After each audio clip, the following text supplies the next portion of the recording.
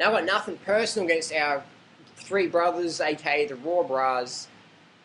People say, what's your deal with the Raw BRAHS, Harley?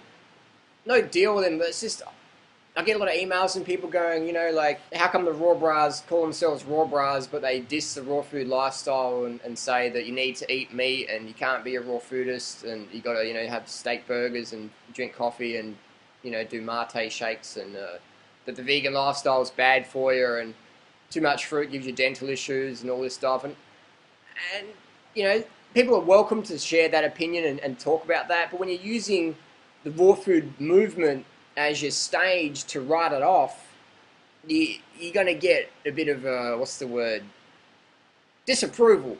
You're going to get some disapproval there. So my gripe is with people coming into the raw food lifestyle to make money or fame on it or whatever and just saying, well, I did the raw food lifestyle for a couple of months and underate, and this is what happened to me.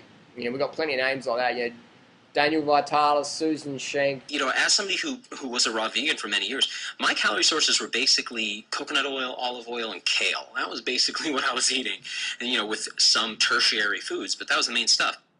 List goes on. Dave Wolf, people like that, saying you don't want to be a vegan, you don't want to be extreme raw foodist and all this stuff like that. And that's cool. People are welcome to say that, share their opinion.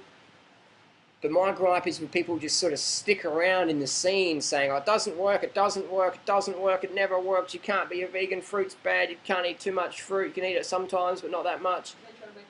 You know, I'm gonna stand up and say, hey, this is what I think. So I've got nothing personal against the Raw BRAHS. But if you watch some of my other videos, I talk in detail about the mistakes they made, the mistakes a lot of people make, under eating, giving into social disapproval, things like that. So that's where my gripe is. I would be cool with it if the Raw BRAHS, you know, because people say, oh, you're just like some vegan elitist, Harley. So if people actually knew me well, they know I've got a lot of meat eater friends. But none of those guys go on the internet and say, well, I tried this vegan thing, it didn't work, blah, blah, blah. So actually one of my housemates is a raw meat eater. So if anyone to say, oh, you just don't like people because they're not vegan, that's just not true at all. Because one of my good mates is, actually a lot of my, you know, got a lot of good friends who eat dead animals, and I make fun of their diet and they make fun of mine, and it's all good. So what I propose is we give love to the Raw BRAHS and we give them some creative feedback or suggestions of what would be a better name for them to use, so they don't keep running up against conflict like against people like me or, you know, loudmouths like myself who just go out on the internet and say things. What would be a better name for them as opposed to the Raw BRAHS, which sort of gets a lot of people going, oh, you guys are raw foodists. Oh, what? You eat steak burgers and eat meat? Whoa, what? What would be a better term to end the confusion? Would it be the fish BRAHS, the deer BRAHS, the beef BRAHS, the egg BRAHS, the raw milk and honey BRAHS? What would be a better term for them so people wouldn't be confused when they learn the truth about what the Raw BRAHS eat? What would be a better term? What do you think? Post your comments down below. Please try and keep them polite. And so what would be a better term the Raw BRAHS could use to market themselves in the health food world?